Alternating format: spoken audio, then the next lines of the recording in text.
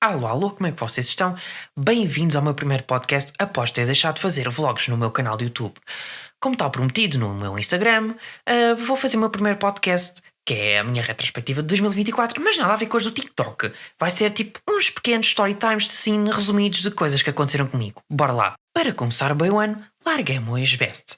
Isto porque nós tínhamos tido inglês e o setor nem deixou a porta fechada à chave e foi tudo para a sala. Isto porque também a sala era no exterior e estava bastante frio nesse dia também. Claro, como é um dia normal de inverno, né? Um frio que não se aguenta. Então, metade da turma foi para a sala e, por acaso, eu, mais uma amiga minha, meu ex, ficámos lá fora. Mas, entretanto, quando nós entramos, novamente, íamos ter história e estava lá escrito umas coisas a falar assim um bocado mal dele, mas tipo, a ofender. E o que acontece? Ele descontrolou-se no meio da aula de história e bateu em dois colegas meus, que era do meu grupo papo ainda por cima, sendo que nem foram esses dois colegas meus agredidos que escreveram aquilo no quadro. E claramente que levou a falta disciplinar e sofreu certas consequências.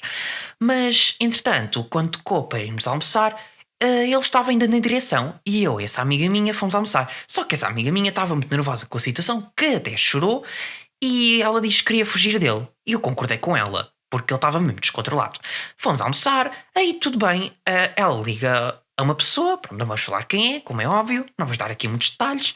E depois eu disse: olha, desliga isso que ele está a vir, neste caso, o nosso ex-best. E ele veio, literalmente, como se nada tivesse acontecido, senta-se ao pé de nós. A minha amiga para de comer e diz que está-lhe a doer a cabeça. E diz que precisava de ir comigo à vila para ir à farmácia comprar Benderon para ela.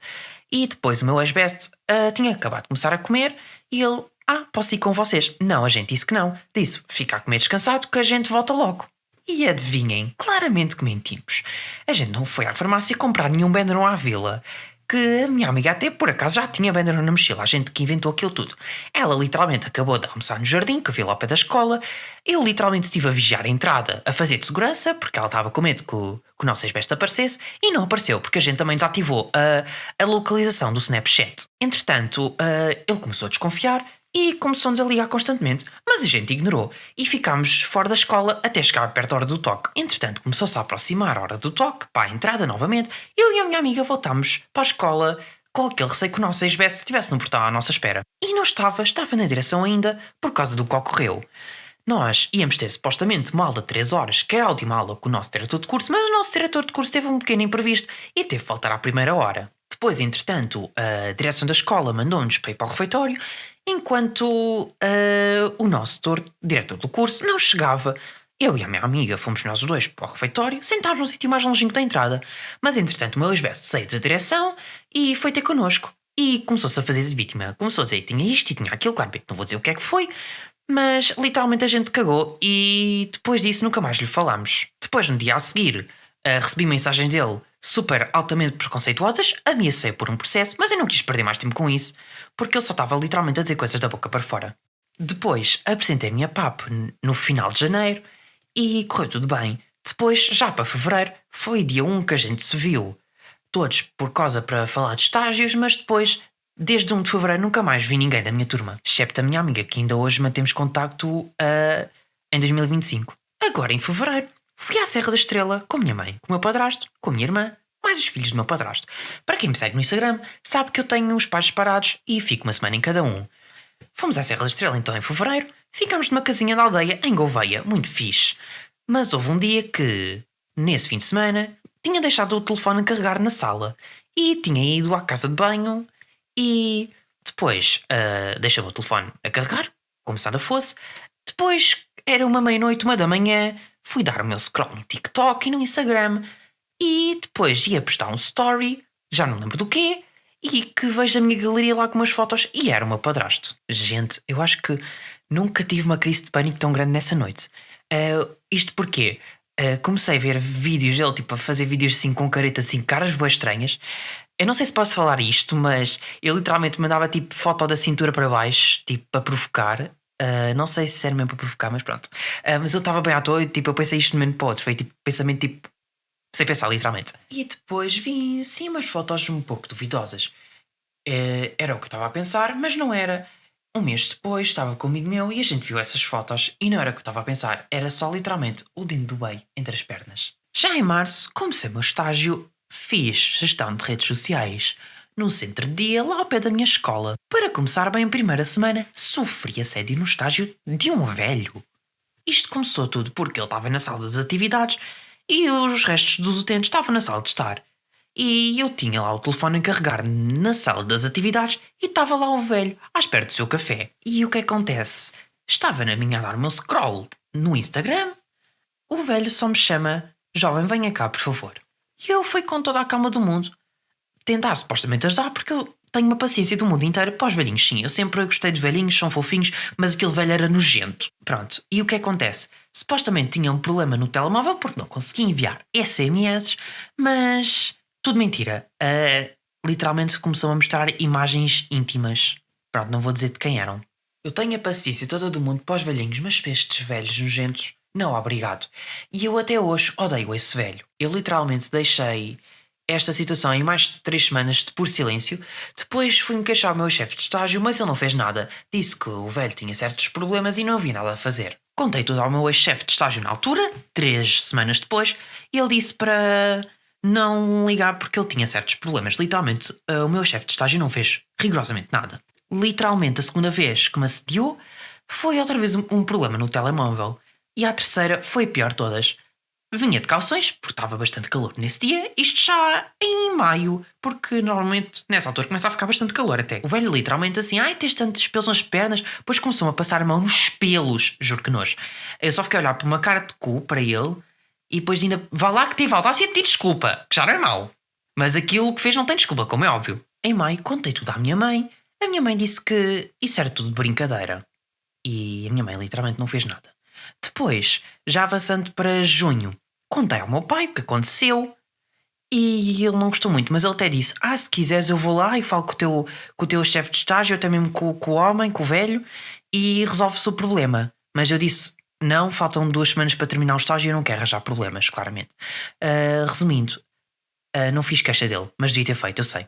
E chegámos a abril, o mês em que nasceu a playlist polémica, que quem me segue no Instagram sabe do que é que eu estou a falar. Não quero dar muitos detalhes, mas eu e o meu padrasto não nos damos muito bem. Em abril, as coisas em casa pioraram, tivemos uma grande discussão, mandou-me para um certo sítio e eu mandei-o de volta. O ambiente ficou bastante pesado.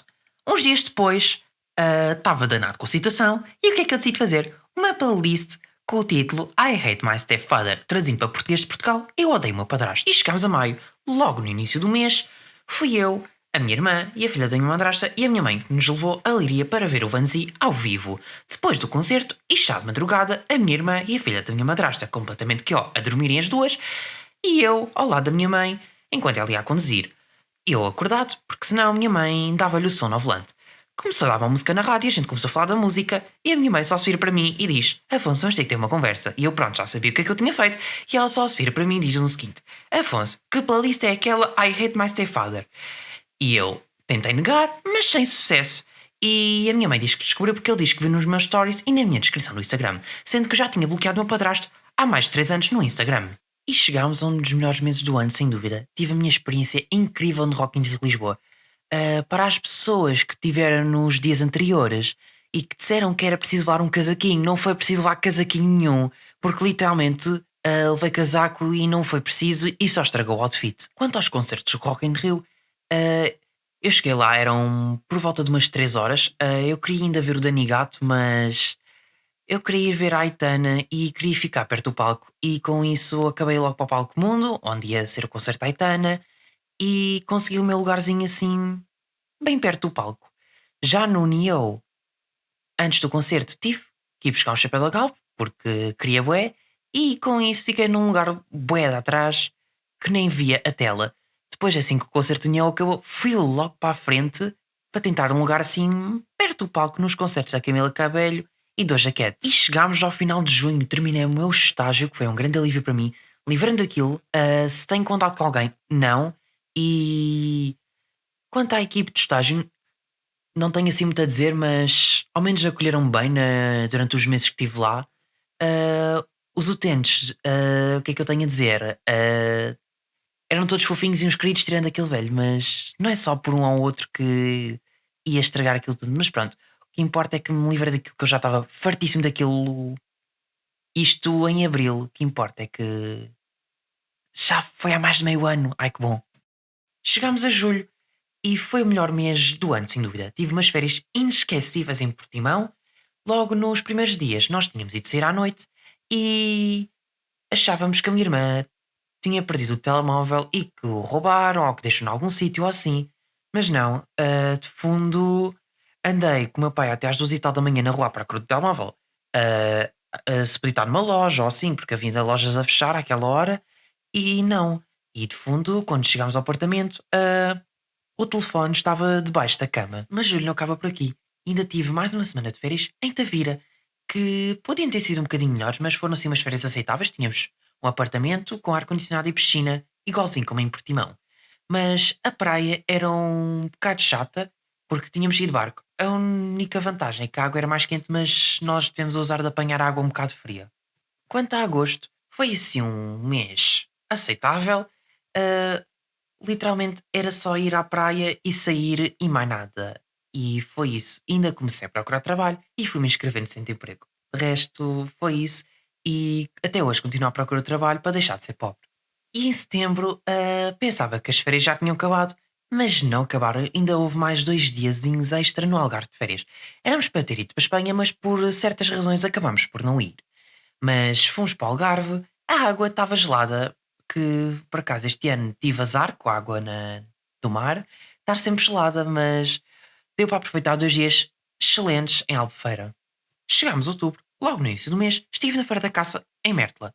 A minha irmã não quis ir, e entretanto chegámos, já era quase meio-dia e a gente foi logo almoçar. Eu, a filha da minha madrasta e o meu irmão fomos logo procurar uma mesa para nós todos almoçarmos, enquanto meu pai e a minha madrasta iam buscar o nosso almoço. E onde estavam as barracas da comida estava mesmo lá ao pé, um palco onde estava a atuar um grupo de canto alentejano, que literalmente só estava meia dúzia de pessoas a curtir.